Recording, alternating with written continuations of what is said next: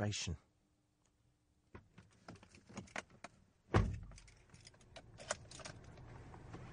Right, Ian, your challenge, and you have no choice whatsoever, is we're going now to IKEA and we're going to buy, and you are going to assemble a flat-pack piece of furniture. Yeah, that's great. Isn't it possible that I could spend all eternity in hell instead? That's a challenge I feel more able to face. I'd like to see just how much you can save through your own efforts of assembling this chosen piece of furniture. Saving. I suppose that's, the modern world, isn't it? But it's going to hurt. It's going to be painful for everybody. You've come to exactly the right person. I was chucked out of woodwork at school and given extra maths instead. It can only go badly. I am, it's fair to say, a technophobe. Not only that, I'm a disaster at DIY, and as for assembling flat-pack furniture, well, I leave it to my wife. That's why our furniture at home doesn't wobble. We begin with IKEA. Way ahead of their time, they made us an offering of stylish Swedish design at an affordable cost, but with a critical, game-changing caveat that we assemble it. So we do the work previously undertaken by more traditional furniture makers. Traditional furniture model would have been you order, it's made to order, they'd say 4 weeks. Steve Burt is Professor of Retail Studies at the University of Stirling. You then phone them up after 6 and say, where is it? And they say, production problems, it'll be another couple of weeks. And it would take perhaps 8 weeks to get a wardrobe or a set of drawers. And what this is instant gratification, OK, at a price, low price, but you put it together, but you can take it home as long as it fits in the car. So it's really changed the way that we shop for furniture. Welcome. Please scan your first item. Unexpected item in bagging area. Remove this item before continuing. As the self-service revolution has picked up speed, so consumers have increasingly become producers. Not only do we build our own furniture, we've become our own supermarket cashiers, bank tellers and airline check-in staff. When I was a student back in the analogue 70s, I worked as a petrol pump attendant. Now, I can't remember the last time I saw such an exotic creature. We've been in. We got the catalogue. We made the selection. We walked through the showroom. We talked to friendly people who showed us the rasp, chest of drawers, where to find it, in the bedroom area. We walked all through the Western Zone. Went down the travelator. We went into the self-service area. We found aisle 24.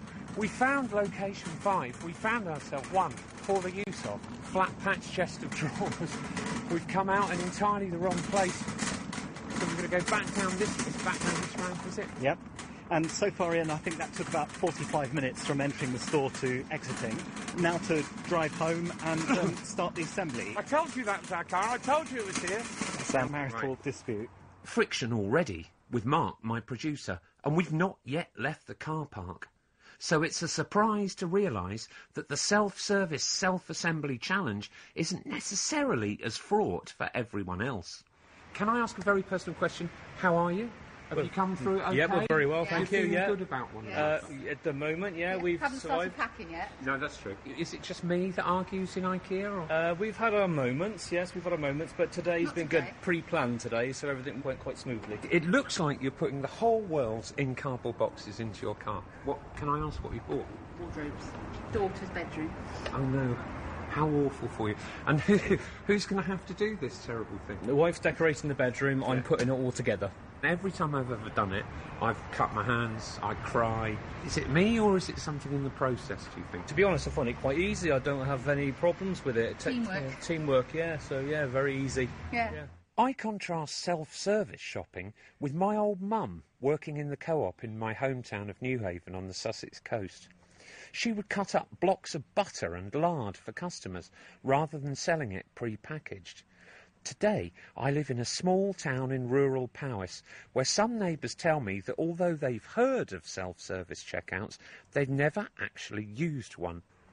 It's about time, you might think, for me to man up, to emerge from my lair in mid-Wales and test the temperature of the self-service water, to find out what these self-checkouts are like for the rest of you, to really get to grips with the loneliness of the long-distance shopper. Put all items aside. It's more efficient, it's quicker. Queuing, I guess, is for people that have got big trolleys and full of stuff, so it's quicker to get through in a more efficient way. Gentlemen, you look like you've done a weekly student shop here. Yeah. And do you use the self-checkout? Yeah, we just did. So you've done a big shop. Why do you put that through self-service rather than queue up? It's still quicker because they can have more self-service machines than tills. Yeah. And so if everybody uses the self-service machines, because there's more of them, people just get through quicker. And the queues are still generally smaller for the self-service ones. Even if I'm buying two things, I cannot bear the self-service tills. Why do you think? Might be age. I don't know. Nonsense. I have used them, and any time I've used them, I have pretty much always encountered a problem with them. We're just a bit old school and we actually deal with people. And I have had one experience where the change didn't come back correctly. Have you? And yeah, just the once, but that sort of put me off and I just stuck with, going through the normal checkout system. Does it feel friendlier or is it like service? Or? Oh, yes, because we're regulars here, so you get to know some of the assistants quite well, and they're very, very nice people, and we're very comfortable dealing with them in the way we do. From my straw poll, I reckon there's a strong generational divide in terms of those who do and don't embrace self-service technology. But then I met Brian Roberts, Insight Director with Kantar Retail. He spends his days examining everything between the bottom line and the top shelf in supermarkets, monitoring their innovations as they try and keep one step ahead in the highly competitive retail race. He'd just come hot foot from Watford, visiting 3 large state-of-the-art stores. What, I asked him, is his sense of the acceptance and use of self-service? Despite hearing a lot about how much everyone hates self-checkout, they were pretty busy in all 3 of the supermarkets I spent time in today. There seemed to be a fairly even split between man checkout, self-checkout. Yeah, it's pretty much business as usual. The choice is there. You can take your pick. Is it older people who moan more? I'm pointing at myself here. And therefore when people say, "Oh, I don't like self-checkout," is it kind of people like me? And young people are just doing it without any fuss. Well, that's actually one of the big myths about technology in retail. A lot of people think it's all going to be the whippersnappers all over the self-checkout or the self-scanning. Actually, a lot of older consumers are very enthusiastic and early adopters of modern technology in retail, be that online or mobile shopping and also in-store technology. So there's no real demographic split between usage in terms of this technology in-store. I just think you either like it or you don't like it, and there's a lot of enthusiasts who will always prefer to use it. A lot of people who are utterly resistant to the concept of dealing with machines rather than human beings. OK, Ian. Right, we've arrived at home and it's an hour and 50 minutes now since we set off on this journey. Yeah. We've got the flat pack in the boot. Time now to erect your piece of furniture. Thank you very much. Now, I want to make this clear. The first thing I need is a lovely cup of tea. We can sort that. So I promise you, nothing is happening now until I've had a lovely cup of tea. There we are. I carry it up the stairs. Got a bad back, no one cares. Right, in you come. In the door. OK, Ian, if you'd like to bring that in here, please. Settle it on the floor. We're going to set the stopwatch going. Yeah. OK, other way up, actually, if you're going to open it. Come on. And a symbol there not to open it with a knife, because we don't want you scratching the surface of your... I'm not opening it at all without a cup of tea. There are currently 45,000 of these self-service checkouts in use across the UK. That's twice the number of 5 years ago, and the figure's expected to increase by half again over the next 5 years. That's it. Well, how does that work then?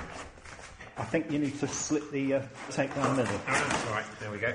Aha! Here it is. Very nicely packed. That's the first thing. And here's the legendary pictogram, which is the thickness of War and Peace. It is actually War and Peace in graphic novel form. Here's a smiling man, and he says you will need 1 slot screwdriver. Dear listener, he's exaggerating. It's 4 sheets of A4. 1 multi-head screwdriver, 1 hammer. I'll go and get those. All right. Why don't you lay out all of the various pieces and check that we've got everything that they say we have.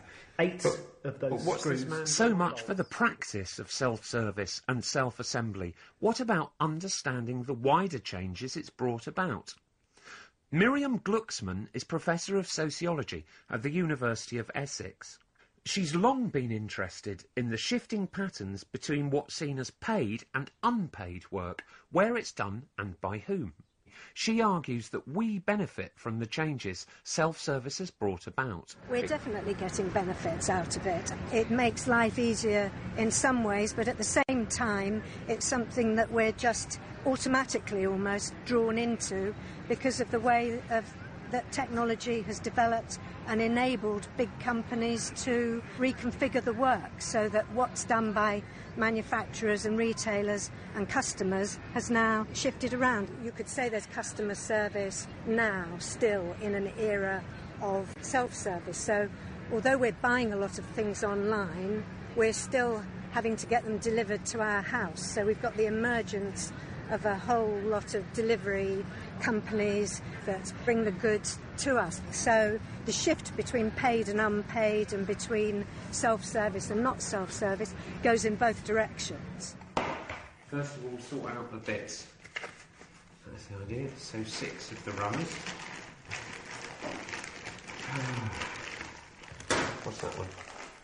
So, Ian, 2 hours for the shopping trip, including journeying to and from. Yeah. You've had a 10-minute tea break, and which counts as part of the building. Oh, really? Well, and you're now 5 minutes into having opened up the flat pack. Yeah. We've got a few tools to hand. Yeah.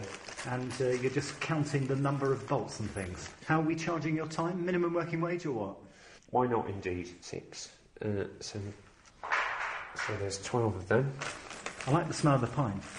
I don't know if that's pine or angry perspiration on my part, because as I kind of get stressed, I'm afraid I perspire, ladies. It's not pretty, and I am stressed. I just feel my stress levels going up enormously. 4, 5, these are plastic screw jobs, 6, 12 of them. So in the self-service revolution, work has been outsourced not just overseas, but to us, the consumers, sometimes willingly, other times less so. Part of that, and I speak for myself here, is the sheer frustration of dealing with automated remote services, either online or on the phone. If you require a password reset, please press 2. For all telephony-related queries, please press 3.